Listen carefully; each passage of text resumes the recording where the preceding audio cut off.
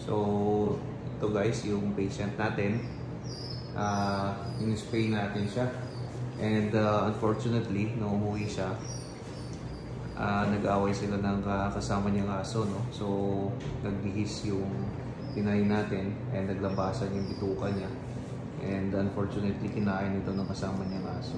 So dumating siya sa clinic, talagang duguan, and putol-putol na yung mga kanyang bituka. So yung presentation ng bituka niya parang ganito, ano, ganyan.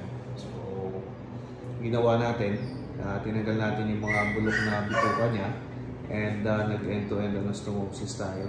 So kung ano na lang yung healthy, yun na lang yung tinira natin at pinagdugtong. So ito na siya after ng operation. So titingnan natin ngayon kung kakain na siya, guys. So ito siya ngayon.